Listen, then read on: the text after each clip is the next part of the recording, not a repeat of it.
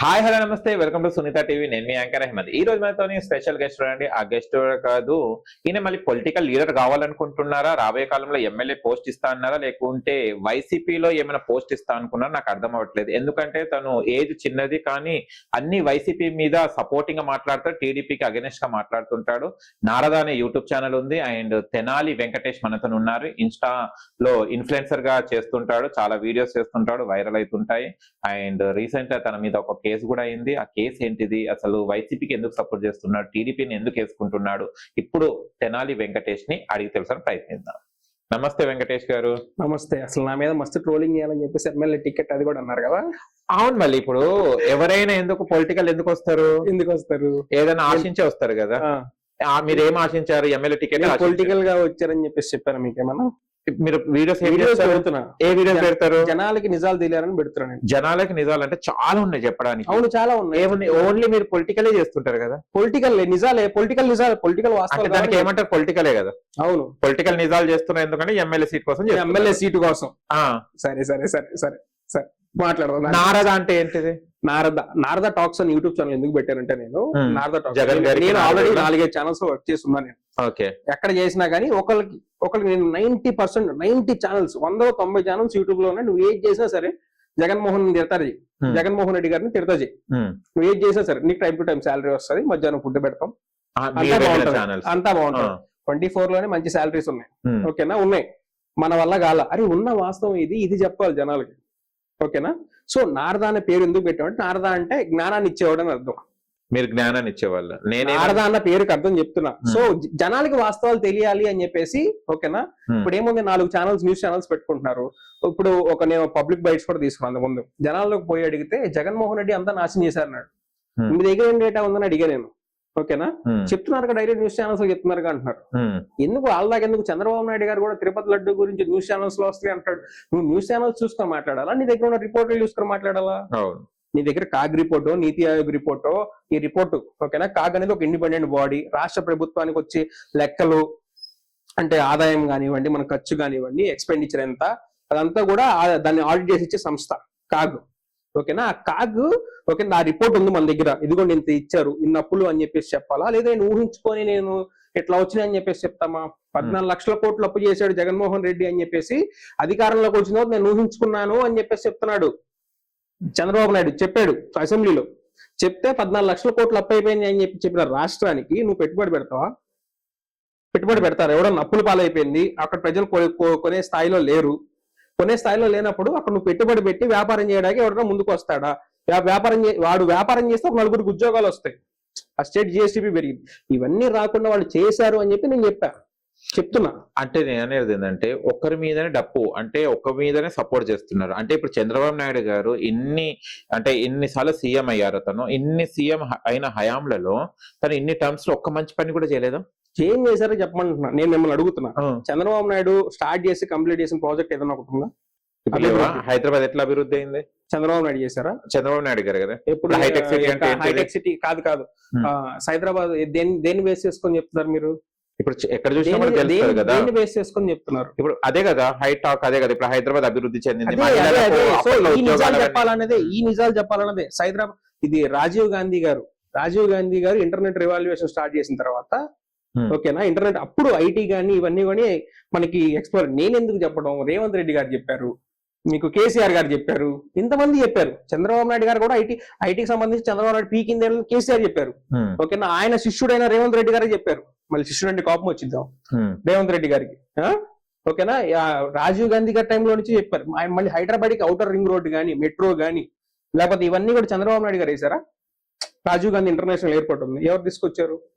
రాజశేఖర రెడ్డి గారి పేరు చెప్తే నీకు ఒక ఆరోగ్యశ్రీయో 108 ఫీజు రీఎంబర్స్మెంటో ఎవరు గుర్తుకొస్తాయి. నీ పేరు చెప్తే ఏం గుర్తుకొస్తుంది? నేను చెప్పనా? చెప్పాను. ఎన్టీఆర్ గారికి వెన్నుపోటు పొడిచింది గుర్తుకొస్తుంది. అంతే కదా. ఇప్పుడు చంద్రబాబు నాయుడు పేరు చెప్పగానే ఏం గుర్తుకొస్తుంది జనాలకి? మందించేసి పార్టీ లాక్కున్నాడు. ఆయనే 18 మంది జర్నలిస్టులను కూర్చోబెట్టి చంద్రబాబు నాయుడు నమ్మి నేను పిల్లల్ని ఇస్తే నాకు ఇంత ద్రోహం చేశాడని చెప్పి ఆయనే చెప్పాడు. ఇప్పుడు తెలుగుదేశం పార్టీ అఫీషియల్ ఛానల్ లో కూడా నా వీడియోలు ఉంటాయి, వెంకటేష్ తెనాలి అని చెప్పేసి. జగన్ మా రోడ్డు బాగోపోతే తెనాలి టు మంగళగిరి రోడ్డు బాగలేదు, జగన్మోహన్ రెడ్డి గారు యాక్సిడెంట్లు అవుతున్నాయి, తీసి పెట్టింది నేను. జగన్మోహన్ రెడ్డి గారు అప్పుడు ఆ తెలుగుదేశం పార్టీ అఫీషియల్ లో ఇప్పటికీ కూడా ఉంటారు. వీళ్ళు వచ్చిన తర్వాత వీళ్ళు రోడ్ వేశారు, నేను చెప్తున్నా, వీళ్ళు రోడ్ వేశారు తెలుగుదేశం పార్టీ, వీళ్ళు రోడ్ వేశారు. ఎక్కడి నుంచి ఎక్కడి వరకు వేశారు ఓకేనా, కరెక్ట్ గా మంగళగిరి నుంచి చింతలపూడి వరకు నారా లోకేష్ గారి నియోజకవర్గం ఎండ్ అయ్యే వరకు వేసుకున్నారు. మళ్ళీ అక్కడి నుంచి మా సాగు మాది, మా తెనాలికి ఓకేనా, గుంతలు పూడ్చారు అంతే, గుంతలు పూడ్చారు అంతే. మాకు మళ్ళీ మంత్రి ఉన్నాడు నాదెండ్ల మనోహర్ గారు, జనసేనలో పవన్ కళ్యాణ్ గారి తర్వాత పవన్ కళ్యాణ్ లాంటి వాళ్ళు. మళ్ళీ ఆయన నేర్చుకోలేకపోయాడు రోడ్డు. మరి కరెక్ట్ గా నారా లోకేష్ గారి నియోజకవర్గం స్టార్ట్ అయ్యి ఎండ్ అయ్యేంత వరకు రోడ్డు వేసుకున్నారు. అదే రోడ్డు మీద నేను గతంలో వీడియో తీసి పెట్టా, ఇప్పుడు కూడా వీడియో తీసి పెట్టాను. ఇప్పుడు బాగుంది, ఇక్కడ వరకు కాదు, ఇక్కడ నుంచి ఇక్కడ వరకు వేసుకున్నారు. మరి తెనాలికి ఏమైపోయింది, నంది వెలుగు నుంచి మళ్ళీ మా తెనాలి వరకు మరి రోడ్డు వేయాలి కదా, చేసింది చెప్తాం. కానీ నిన్న చంద్రబాబు నాయుడు గారు నా చేతికి ఉన్న రింగు అని చెప్పేసి చూపించి మాట్లాడుతున్నారు. నేను ఎట్లా ఉంటానంటే చెప్తున్నా, ఇందులో నా బ్లడ్ ప్రెషర్ తెలుసుకోవచ్చు, నా యొక్క హెల్త్, నా గ్లూకోజ్ తెలుసుకోవచ్చు అని చెప్పేసి చెప్తున్నాడు. అది నువ్వు కనిపెట్టావా? ఫ్లాష్ లైట్ తమ్ముళ్ళు, దీనికి కూడా సృష్టికర్త నేనే. ఏమనుకుంటారంటే వాళ్ళు, మనం ఒక 10 సార్లు చెప్పామనుకోండి దాన్ని, మీరు ఇందాక హైదరాబాద్ చంద్రబాబు నాయుడు నేనే చేశా అని చెప్పేసి ఒక 10 సార్లు చెప్తా ఉంటే ఓకే జనాలు కూడా 10 సార్లు 11సారి ఈయనే చేశాడని చెప్పి నమ్మేస్తారు అన్న ఇదిలో ఉన్నారు.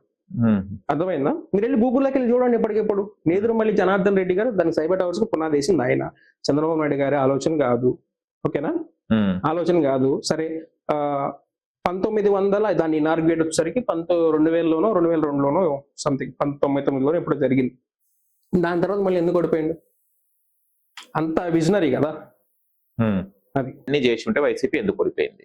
వైసీపీ ఎందుకు ఓడిపోయింది? నెగిటివ్ దుష్ప్రచారం కూడా కాదు, అవన్నీ కాదు. రీసెంట్ గా మన వీళ్ళ కూటమిలో ఉన్న ఈయన పేరు ఏం పేరు, మన నిర్మలా సీతారామన్ గారి హస్బెండ్ పరకాల ప్రభాకర్ గారు వైర్ అనే సంస్థకి మీకు ఒక వ్యాసం ఇచ్చారు, ఒక ఇంటర్వ్యూ కూడా ఇచ్చారు. ఓకేనా, అర్ధరాత్రి 2 గంటలు 3 గంటల వరకు పోలింగ్. ఎక్కడైనా చూసారు ఎప్పుడన్నా?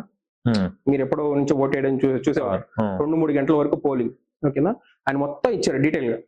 అర్ధరాత్రి పూట ఎన్ని ఓట్లు పెరిగినాయో ఇచ్చారు. మీకు సాయంత్రం 8 గంటల వరకు చూస్తే 69% సంథింగ్ ఉంది. 8 నుంచి 11 లోపు నీకు 81% వచ్చింది ఓటింగ్. ఎట్లా పెరిగింది? ఇప్పుడు సాయంత్రం 5 తర్వాత మీకు మాక్సిమం సాయంత్రం 5 తర్వాత 6 లోపు ఎలక్షన్, 6 గంటల వరకు 6 గంటల వరకు నీకు ఎలక్షన్ అయితే 1 or 2% పెరగడమే గగనం. ఓకేనా, అప్పటి వరకు పోలింగ్ రికార్డ్ అయింది 68 పాయింట్ సంథింగ్. నీకు 1 or 2% అయినా 70కి వెళ్ళాలి. నీకు 82% ఓటింగ్ వచ్చిందంటే ఎట్లా వచ్చింది? ఈవీఎంలు ఛార్జింగ్లు ఎందుకు పెరిగినాయి? అర్థమవుతుందా? 50 లక్షల ఓట్లు పెరిగినాయి అని చెప్పేసి ఆయన చెప్తున్నాడు. 50 లక్షల ఓట్లు అంటే నార్మల్ విషయం కాదు. చాలా మంది వైసీపీ ఎమ్మెల్యేలు 10,000 15,000తో ఓడిపోయారు. ఓకేనా, ఇప్పుడు ఆ విషయం తప్పు, ఆయన చెప్పింది తప్పు, ఆయన చేసిన ఇది తప్పు. ఎలక్షన్ కమిషన్ ఆయన మీద యాక్షన్ తీసుకుందా? నువ్వు ఇట్లా జనాల్లో నెగిటివ్ ప్రచారం చేస్తున్నావు, దీనివల్ల ఇదైతుంది, నువ్వు ఇట్లా ఇది చేస్తున్నావు అని చెప్పి ఆయన మీద ఏమైనా యాక్షన్ తీసుకోవడమో, కేసు పెట్టడం ఏమని చెప్పారు? మరి ఎందుకు చేయలేదు? మీరు కూడా అడగలే కదా? ఎందుకు అడగలేదు? కేసు వేశారు, ఆల్రెడీ కేసులు నడుస్తా ఉన్నాయి. వేశారు, 2 కేసులు వేశారు. కానీ మన న్యాయ వ్యవస్థ మీద కూడా ఇంక నమ్మకం కోల్పోతుంది జనాలకి. ఏదైనా అప్పుడు వేశారు, అప్పుడు బాలినేని గారు పిటిషన్ వేశారు. బాలినేని అప్పుడు వైసీపీ గవర్నమెంట్ లో ఉన్నప్పుడు ఆయన వేస్తే ఏమన్నారంటే, మేము మళ్ళీ రీపోలింగ్ పెడతా ఉంటున్నారు. ఇప్పుడు ఆయన సెలెక్ట్ చేసుకున్న పోలింగ్ బూత్లు ఎన్ని ఉన్నాయో, పోలింగ్ బూత్లలో అక్కడ ఉన్న ఈవీఎం మిషన్, నీ వీవీప్యాట్ స్లిప్స్ తీసుకొచ్చి బయట కొమ్మరేసి, ఇగో ఈవీఎం బాక్స్ లో ఇన్ని ఓట్లు ఉన్నాయి, వీవీప్యాట్ స్లిప్స్ లో ఇన్ని ఉన్నాయి స్లిప్స్, బయట తీసుకొచ్చి 2 మ్యాచ్ అయినా లేవా అని చెప్పేసి సెలెక్టెడ్ పోలింగ్ బూత్స్ లో చూపించాలి. చూపించుకోకుండా మేము మళ్ళీ రీపోలింగ్ పెడతా ఉన్నారు అంటే దాని అర్థం ఏంటి? ఆయన 5 లక్షలు 10 లక్షలు ఎంతో కట్టి నీకు దీనికి సంబంధించి చూపిస్తా, అదే మ్యాచ్ కావాలని చెప్పేసారు. మళ్ళీ రీపోలింగ్ పెడతామంటే మళ్ళీ జనాలందరూ వచ్చి ఓట్లేస్తే అప్పుడు తెలుస్తుందా? దీని అర్థం ఏంటి అని అడుగుతున్నా నేను. మ్యాచ్ చేసి చూపించాలి కదా. అనేక ఒక్కటి కాదు, కర్నూలు చావుకి అనేక కారణాలు అంటే వైసీపీ ఓటమికి అనేక అనుమానాలు ఉన్నాయి. అంటే ఈవీఎం మిషన్ల ద్వారా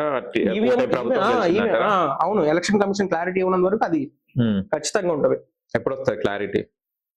ఈ న్యాయ వ్యవస్థ మీద నమ్మకం పోతుంది. మరి అది జగన్ గారు కూడా దీనికి ఫైట్ చేస్తున్నారా? జగన్ గారు సైలెంట్ ఉన్నారే దీని మీద? ఇంకా ఏదైనా సరే ఇప్పటికిప్పుడు అంటే అర్థమవుతుంది ఏంటంటే, నాకు అర్థమవుతుంది ఏంటంటే, అప్పుడు వచ్చిన ఒక 1 year 1.5 year లో ఇంకేదైనా చేస్తే దాని మీద ఫైట్ చేస్తే, లేదు అనుకుంటే నెక్స్ట్ ఎలక్షన్ కి ఫైట్ చేయడమే. దాని మీద అయితే కేసు వేశారు, దాని మీద వేశారు, ప్రతిపక్షం లీడర్ స్టేటస్ మీద వేశారు, దాని మీద వేశారు, అన్ని కూడా నడుస్తా ఉన్నాయి. ఉమ్, మరి మన కోర్టుల సంగతి తెలిసిందేగా. Okay. అల్లు అర్జున్ లాంటి వాడికి అయితే ఇమీడియట్ గా బెయిల్ ఇస్తారు. ఉమ్, అల్లు అర్జున్ లాంటి ఇదిలో అడిగైతే ప్రజా సమస్య గురించి ప్రజలకి క్లారిటీ రావాల్సిన దాని గురించి మాత్రం ఫైట్ చేయరు. బంగ్లాదేశ్ లాగో పాకిస్తాన్ లో ఒక ప్లేస్ లో లాగో తిరుగుబాటు వస్తే అప్పుడు కానీ మన క్లారిటీ. కానీ ఇన్ని చేస్తున్నారు కదా, మీ మీద కేసు ఫైల్ అయింది కదా, మీరు కూడా పోలీస్ స్టేషన్ కి వెళ్ళడం జరిగింది. అసలు మీ మీద కేసు ఎందుకు ఫైల్ అయింది, మీరు ఏం మాట్లాడారు అట్లాంటి మాటలు? ఇప్పుడు మీకు పింగళి దశరథరామ్ తెలుసా? ఉమ్, పింగళి వెంకయ్య గారి మనవడు. అవును. ఆయన మనవుడికి మన దేశం ఇచ్చిన గౌరవం ఏంటో తెలుసా? ఆయన నిజమైన జర్నలిస్ట్. ఆయన మనవుడు ఓకే. ఇండియన్ ఫ్లాగ్ రూపకర్త. ఓకేనా? ఆయన మనవుడికి మన దేశం ఇచ్చిన గౌరవం ఏంటంటే నడి రోడ్లో నరికి చంపేశారు ఆయన మనవుడికి. ఓకే. ఎన్టీఆర్ గారి టైంలో, సీనియర్ ఎన్టీఆర్ గారి టైంలో. బెల్లి లలితక్క, ఉమ్, బెల్లి లలితక్క, బెల్లి లలిత ముక్కలుగా నరికేసి భువనగిరి బావిలో పడేశారు. ఇక్కడ వాళ్ళు పెద్దోళ్ళు వాళ్ళు వాళ్ళకే తప్పలా. నా మీద చిన్న కేసు నేను చేసే వీడియోలకి. ఏం కేసు అండి అది? నువ్వు ఎగ్జాంపుల్ చెప్పావు కానీ వాళ్ళతో పోల్చుకుంటున్నావు కానీ. నేను పోల్చుకోవట్లా, వాళ్ళ లాంటి పెద్దోళ్ళకే తప్పలేదు. మనం ఎంత చిన్న కేసు. 2024 సెప్టెంబర్ లో ఆగస్ట్ లో వరదలు వచ్చినాయి. అవును. వరదలు వచ్చిన తర్వాత వీళ్ళు కనీసం ఇంటిమేషన్ వల్ల పైనుంచి నీకు వరద వస్తున్నప్పుడు ముందుగా ఇంటిమేషన్ ఉంటుంది. నువ్వు ఇంటిమేషన్ ఇచ్చి జనాలు ఖాళీ చేయించుకోవాలా. ఎందుకు ఖాళీ చేయించుకోవాలా? నువ్వు ఖాళీ చేయించుకోకపోవడం వల్ల 30-40 మంది చచ్చిపోయారు నిద్రలో. ఓకే. నిద్రలో నెల రోజులు ఫుడ్ లేక ఏం లేక అల్లాడిపోయారు. ఫుడ్ లేక ఏం లేక సీఎం సహాయక నిధిగా కింద కూడా చాలా చాలా ఫండ్స్ వచ్చాయి. మరి ఆ ఫండ్స్ ఎట్టి అర్థం కాదు. 2024 ఆగస్ట్ లో నేను వీడియో పెడితే అది ఇమీడియట్ గా పెట్టగానే ఇన్స్టాగ్రామ్ లో 5 లక్షలు వ్యూస్ వచ్చింది. మన ఐటీడీపీ బ్యాచ్ ఉంటారు, ఓకేనా, వాళ్ళ ఆఫీస్ కి కూడా పోయినా నేను. సీమరాజా ఒక బయట తీసుకుందాం అని చెప్పేసి నేను ఆ టైంలో పోతే అక్కడ 200 మందిని చూసాను. వాళ్ళ పని కామెంట్లు, ట్యాగులు చేయటం, రిపోర్ట్లు కొట్టడం అంతే.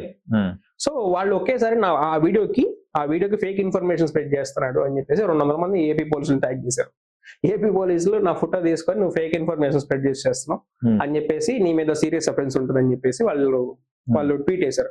నేను వాళ్ళకు కూడా క్వశ్చన్ చేశాను, సార్ ఇప్పుడు అది ఫేక్ ఇన్ఫర్మేషన్, మీకేం సంబంధం? గత గవర్నమెంట్ లో ఇలాగే పనిచేశారు మీరు. ఫేక్ ఇన్ఫర్మేషన్ 14 లక్షల కోట్లు 30,000 మంది అమ్మాయిలు అని చెప్పేసి పవన్ కళ్యాణ్ గారు అన్నారు. చంద్రబాబు నాయుడు 14 లక్షలు మీరు ఎట్లా పనిచేశారని దానికి కౌంటర్ క్వశ్చన్ చేశాను.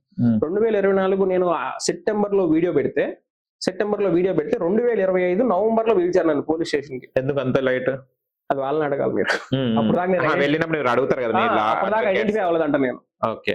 తమ్మన్నారు పోలీస్ స్టేషన్ కి రా అని చెప్పేసి చెప్పిన. నాకు డబ్బులు కూడా లేవు సార్, నాకు డబ్బులు లేవు రాటాకి.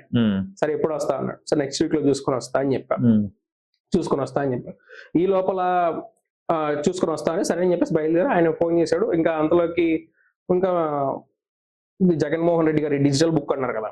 నేను అట్లాగే నాకు తెలిసిన వైసీపీలో లీగల్ సెల్ లాయర్ ఒక ఆయన అప్రోచ్ ఎట్లా అంటున్నారని చెప్పేసి చెప్తే అవునా అని చెప్పేసి నేను అప్పటి వరకు నేను చెప్తాను కదా, నేను అసలు వాళ్ళ జెండా పట్టుకుంది లేదు, మా ఇంటి దగ్గర తిరిగింది లేదు, వైసీపీ జెండా పట్టుకుని ఒక ఫోటో ఉండదు, నాది ఒక ఫోటో ఉండదు, ఏముండదు. వాళ్ళు ఏం చేశారంటే అక్కడికి వెళ్ళిన తర్వాత 2 లాయర్లు పెట్టారు. ఇంకా పోలీసు వాళ్ళతో మాట్లాడుతున్నారు. పోలీస్ అయినా ఇంకా ఆయన పేరు చెప్పను, సిఐ, ఓకేనా, రాజంపేట. ఆయన ఏమన్నాడు, నీ మీద ఇంకా 110 కేసులు ఉన్నాయి. 110 కేసులు ఉన్నాయి. రేపు పొద్దు నుంచి అసలు ఏమనుకున్నావు నువ్వు సీఎం మీద ఇట్లా పెట్టి తిరుగుతావా అని చెప్పేసి ఇట్లా మాట్లాడి నీ వచ్చింది మాట్లాడు. లాయర్లు ఏం మాట్లాడద్దన్నారు ఆయన మీద. ఎందుకంటే ముందు నువ్వు బెయిల్ ఇంకోటి తీసుకోవడం బయటికి రాడు. అసలు కేసు ఇక్కడ నాకు అర్థం కాక అడుగుతాను. నేను క్వశ్చన్ చేస్తున్నాను. క్వశ్చన్ చేసినప్పుడు మీరు కేసు ఏందో నాకు అర్థం కాదు. ఆయన్ని అడగొద్దన్నారు. మీరు గొడవ పెద్ద చేయకు, కేసు ఏంది నాకు అర్థం కాదు. నేను అడిగిన దానికి సమాధానం ఇంకొకళ్ళు, లేకపోతే మహా అయితే ఆయన నిర్మలా సీతారామన్ గారు, నిమ్మల రామానాయుడు, ఆయన డిపార్ట్మెంట్ కి సంబంధించి వాళ్ళు ఎవరైనా ఆన్సర్ చెప్పడమో ఇంకోటి ఏపీ ఫ్యాక్ట్ చెక్ అని చెప్పేసి ఉంటుంది. వాళ్ళు ఏమో చెయ్యాలా, పోలీసులు కేసు అని నాకు అర్థం కాదు. ఆయన ఏమన్నారు, రిమాండ్ వేస్తాం అది ఇది అని చెప్పేసి అన్నారు. నేను బయటకు వచ్చి లాయర్లకి వేసుకోమని చెప్పండి, నాకు ఇబ్బంది ఏం లేదు. నేను కోర్టుకి వెళ్తాం, కోర్టుకి వెళ్ళి జడ్జి గారి ముందు వాస్తవం చెబుతా. నేను వేసిన పోస్ట్ మీద ఇప్పటికే నేను స్టాండ్ అయి ఉన్నా, నేను పెట్టిన పోస్ట్ మీద, ఓకేనా, ఇప్పటికే నేను స్టాండ్ అయి ఉన్నా. ఆయన ఏం మాట్లాడతారు చెప్పానండి. ఇంటిమేషన్ ఎందుకు ఇవ్వలేదు మీరు? ఇంటిమేషన్ ఇస్తే ఎక్కువ మంది చచ్చిపోతారని చెప్పేసి మాట్లాడారు. తర్వాత వీళ్ళు 30 మంది చచ్చిపోతే నాకు అదే కోపం వచ్చేసి, ఇలా బంధువులు ఎవరైనా ఉంటే తెలుస్తుంది, నొప్పి. 30 మంది 40 మంది నిద్రలో చచ్చిపోయారంటే ఏందా ఇది? ఎవడి యొక్క నిర్లక్ష్యం కారణంగా ఇది? ఇంకా జగన్మోహన్ రెడ్డి గారు ఆ టైంకి నీకు రిటైనింగ్ వాల్ కట్టించి కృష్ణలంక ప్రాంతాలంతా కూడా కంప్లీట్ చేసి ఇచ్చాడు. మరి చంద్రబాబు నాయుడు గారు 3 సార్లు ముఖ్యమంత్రి అయ్యారు అప్పటికి. ఆ కృష్ణలంక రిటైనింగ్ వాళ్ళు ఏదో కంప్లీట్ చేసుకోవాలి 3 సార్లు. 95లో ఎన్టీఆర్ గారిని దింపేసి 99లో బీజేపీతో కలిసి అప్పుడు కూడా పొత్తే ఇండిపెండెంట్ గా గెలిచిన చరిత్ర లేదు చంద్రబాబు నాయుడు. ఇండిపెండెంట్ గా తన ఎలక్షన్కి వెళ్ళి ఆయన ముఖ్యమంత్రి అయిన చరిత్ర లేదు. ఓకే, లేదు. ఓకేనా. మళ్ళీ 99లో తర్వాత 2014 నుంచి ఏమి కావు.